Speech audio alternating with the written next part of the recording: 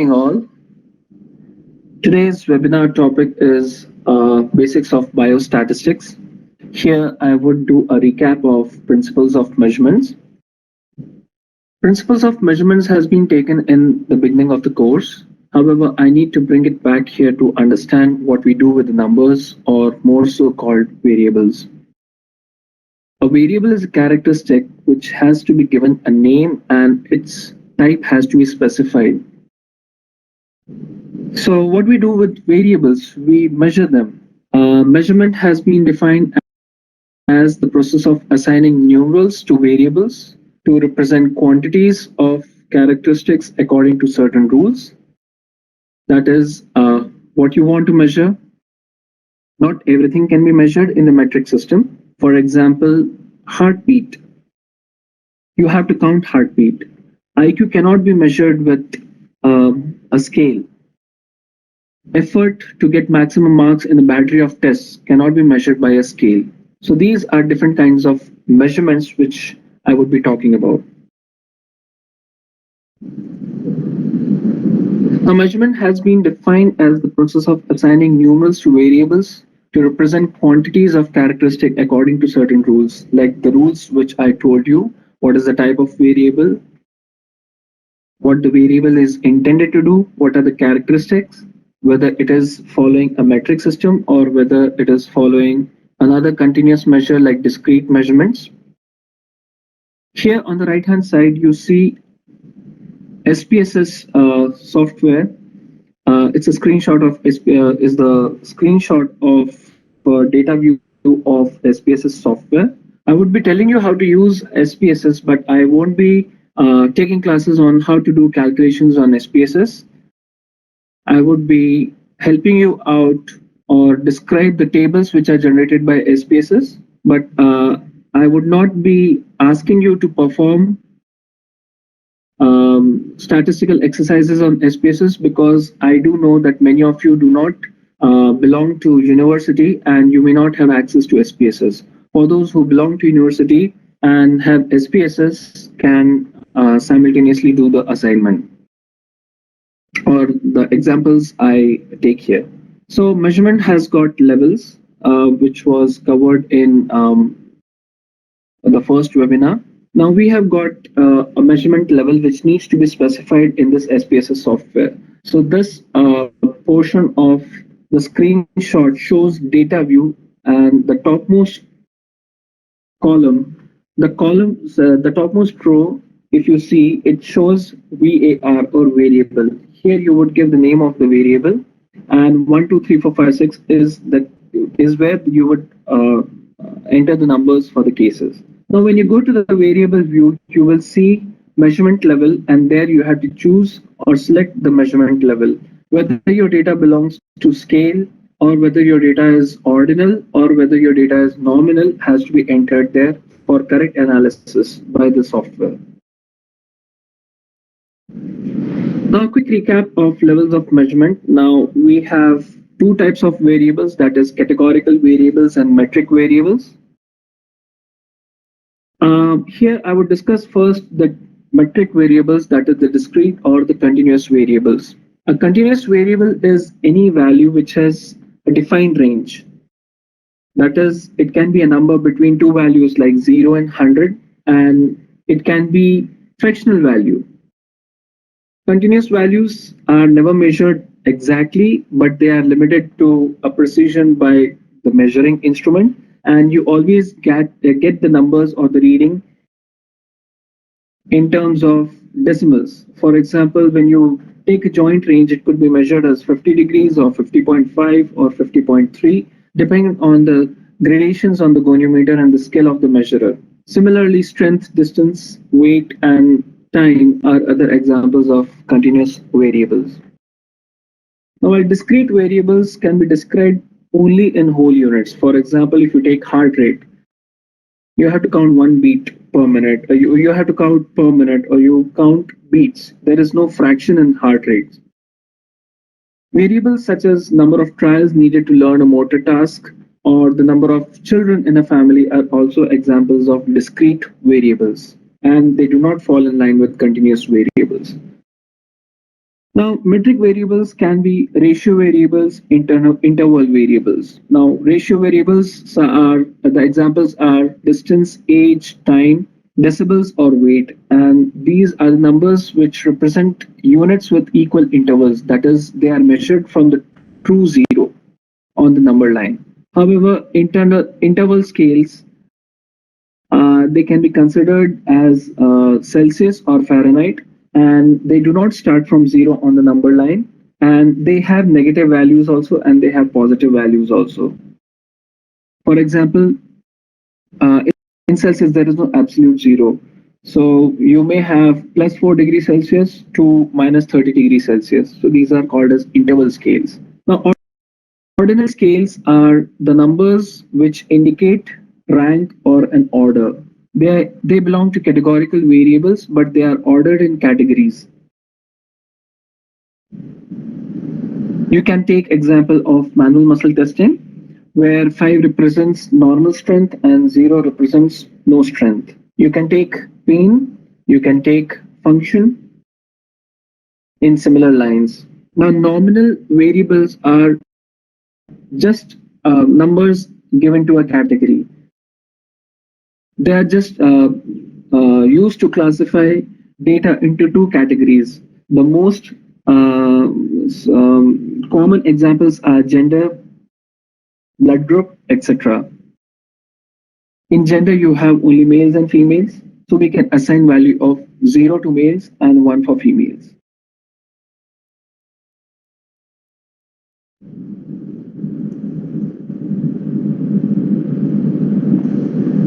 Now, there are some terms which we should not be confused with and are regularly used in statistical analysis. These are population characteristics and statistic. We collect data, but we do not see a pattern until it is arranged. So raw data is nothing more than compilation of numbers observed from individuals. Now we need descriptive statistics to describe these raw data on a population. Now, what is a population? A population is a whole group of individuals sharing the same characteristic from which we draw samples to measure certain parameters or population parameters. Now, what is statistic? Statistic is a descriptive index which we compute for parameters. The analysis is conducted over data which is expressed in terms of an index. And you must have heard about T statistic, F statistic, U statistic, H statistic, and Z statistics. So these are all examples of descriptive index which are generated by the softwares. Or you can do calculation by hand. Now, when the data is collected, it is not arranged in order. So the data is unsorted, and to make a sense of data, we need to arrange to see patterns. So we make frequency tables.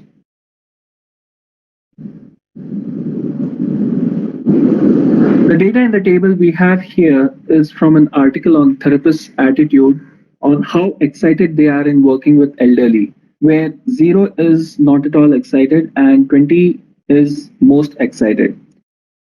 So basically, we have to make a table of rank ordered score. We have taken this data and we have rank ordered them, and we have indicated a frequency for how many times the response has appeared. On the right hand side, you will see the frequency distribution. Frequency means the number of times the score which has been generated from 48 physiotherapists. The maximum response of 15 has been got from 9 individuals.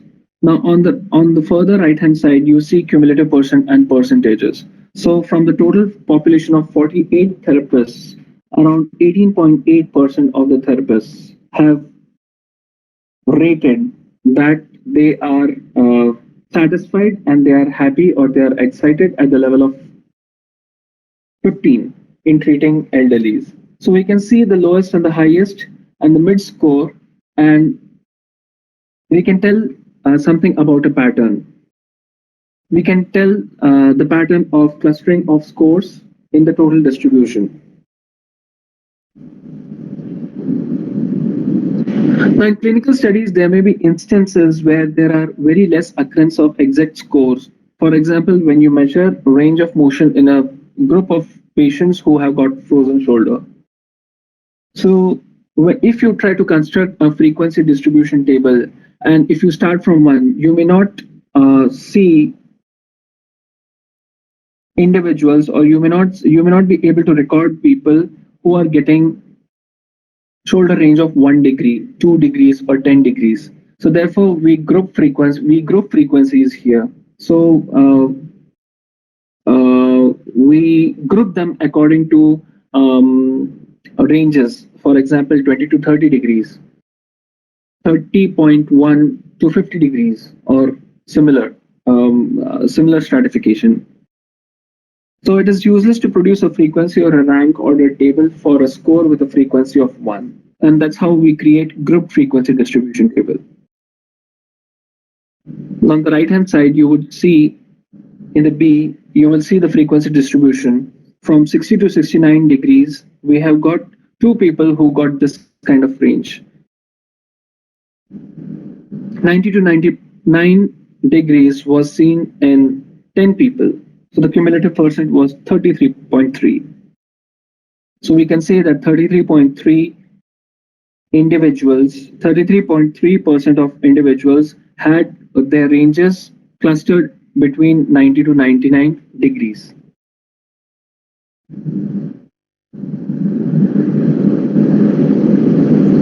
Now, we have other types of description of data, methods of describing data. This is preparing graphs or histogram.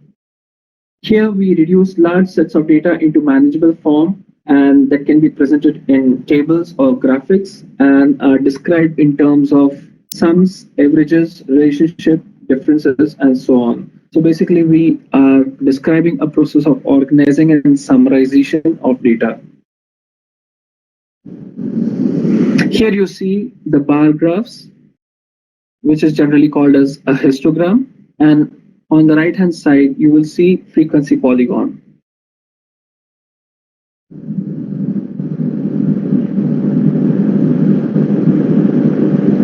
When we draw the graphs of frequency distribution of data, we get the following shapes. Therefore, the data can have spread in different ways. It can be in terms of rectangular distribution. It can be in terms of bell-shaped distribution. It can be skewed to left, or it can be skewed to right.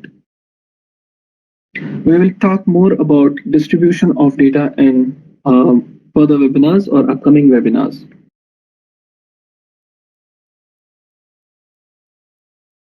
Now we come to the topic of descriptive statistics.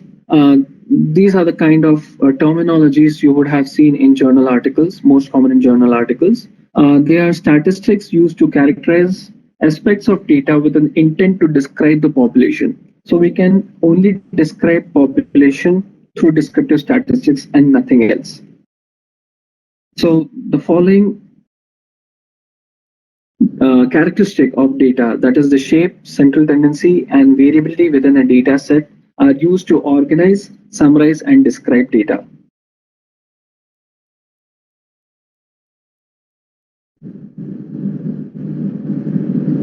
Now, measures of central tendency are statistical measures which describe the position of a distribution. In a univariate context, the mean, median, and mode are the most commonly used measures of central tendency.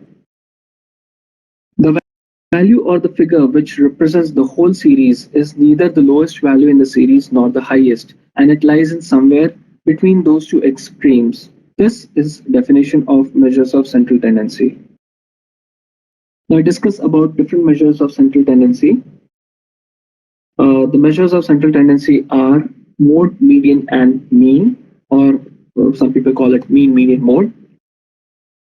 Does not matter how you follow it.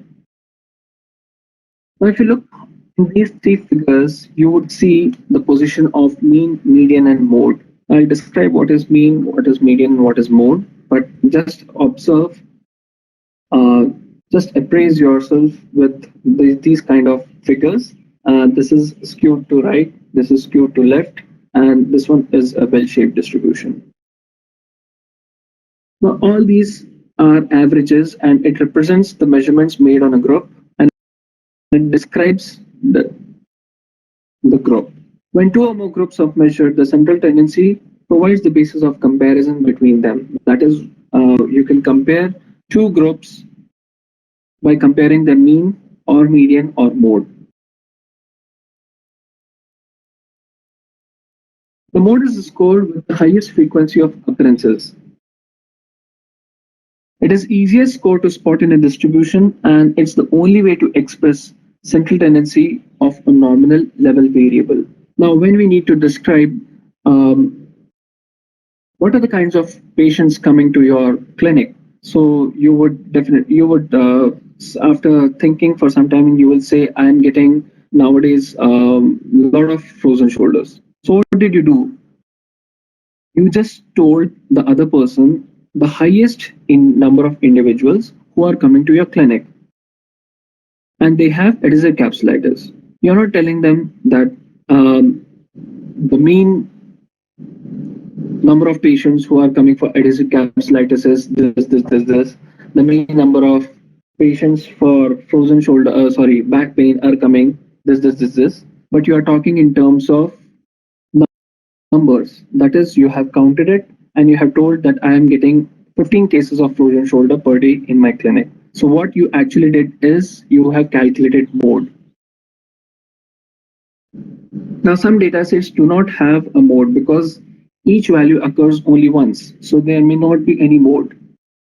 And mode is the preferred measure when data are measured on a nominal scale or when you're describing qualitative data.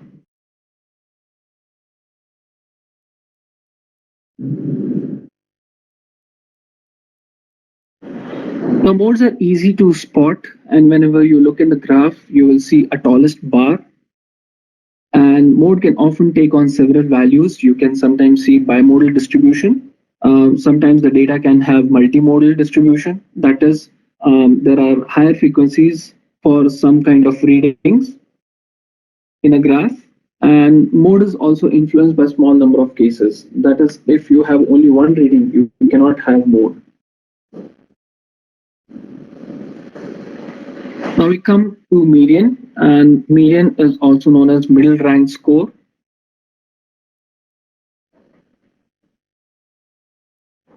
Now, when we want to describe a median, we usually take the middle, we usually rank order the data and we take the middle portion of the data and consider it as a median. So if there is an even number of scores, the arithmetic average of the two middle score constitute a median. Median is usually not affected by outliers, at least it is not affected by the extremes. And this measure divides a group of numbers into two parts, with half the numbers below the median and half above it. So if I want to explain you about median and give an example, I would tell you to imagine that you are computing India's economy, that you are computing India's size of the economy's size. And if you remove all the industrialists from India's economy, the median asset of Indian citizens would remain the same. We'll see this from the example. We have got 10 students in the maths class and they are asked about the siblings in their individual families. Now we have to find out the median number of siblings for 10 students. So we would rank order, that is, we will arrange the data in the order and we will take the middle two values if it is even number and we would divide it by 2 and this is the median we calculated, that is 2.5 siblings. Another example where we have got 9 students. Now we rank order the data and we take the fifth value.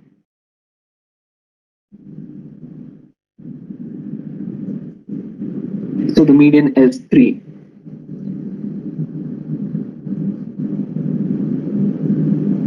Now, if I want to take median to a next level, I would ask you to compute the position of the median in the frequency distribution. Now, if I suppose if I give you the frequency of the responses or the frequency of observations, and I ask you where the median would lie in the distribution. So the position of the median is the sum of the frequencies. That is, you sum all the frequencies and you divide it by 2. So you would get 11.5. And how do you come to know that the 12th, the frequencies, are on either side?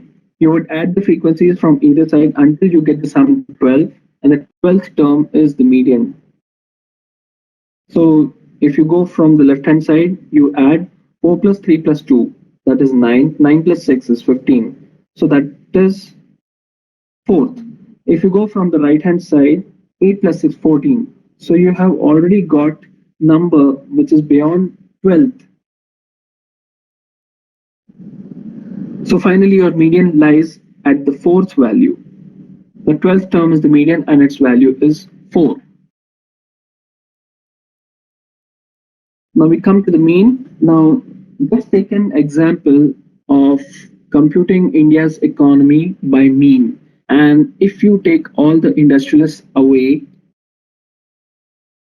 it will reduce the mean. Therefore, the mean is affected by extreme numbers. The mean is affected by extreme observations. That is, too low observation and too high observation would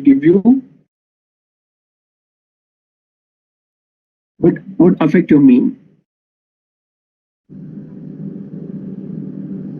So the mean is the arithmetic average of the scores and it is computed by summing all the individual observations or the frequencies and divided by the number of observations.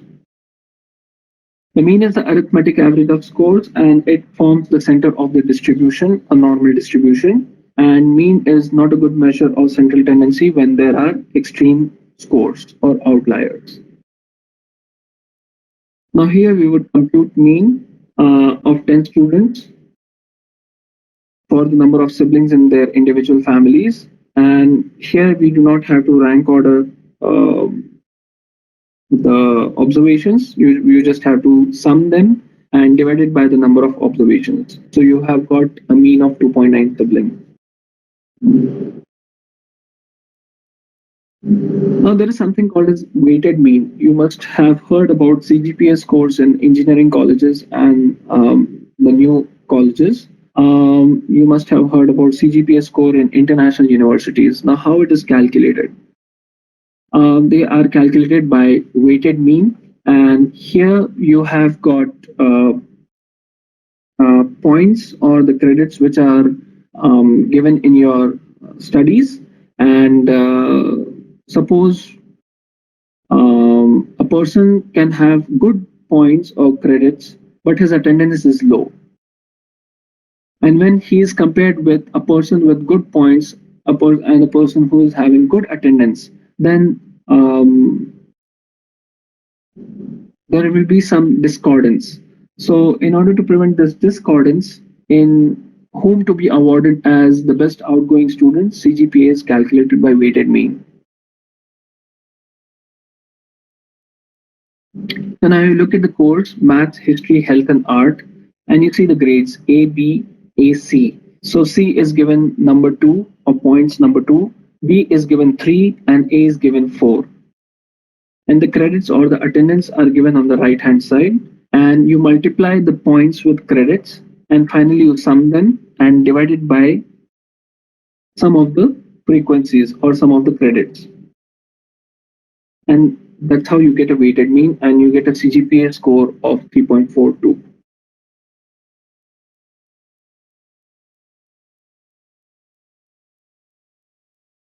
Now, measures of variability are associated with central measures of tendency,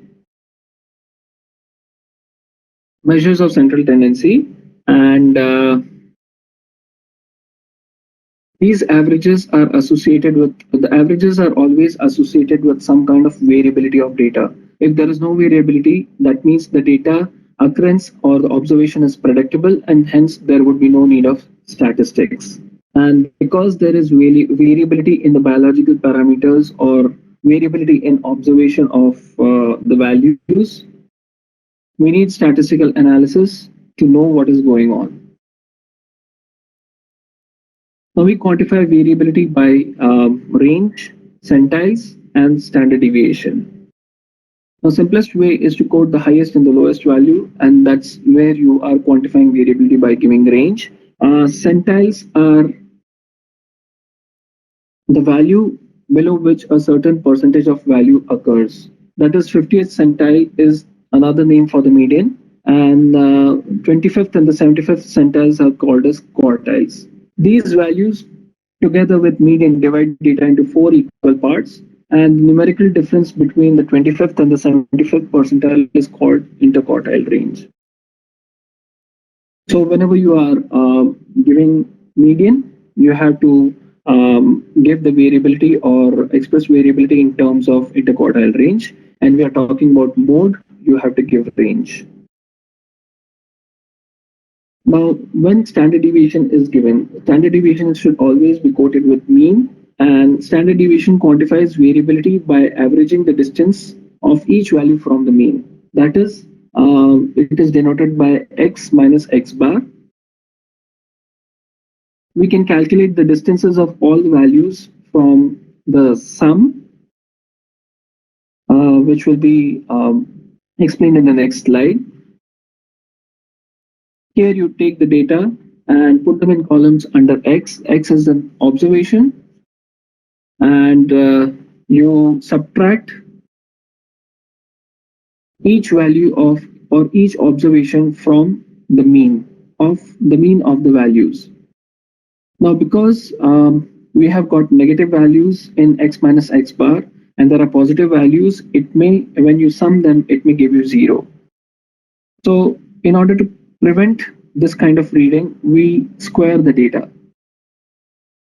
After squaring it, we can put it into a substitute into the formula. Standard deviation is computed by sigma of x minus x bar the whole square upon n minus 1, where n is the number of readings, and standard deviation is the square root of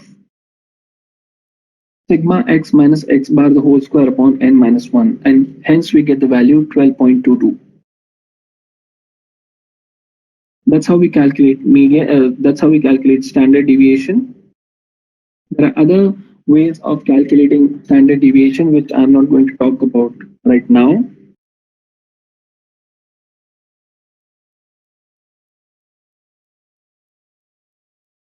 Thank you. So in this webinar, we have done a recap on levels of measurement. We have spoken about the measures of tendency, and how to compute them.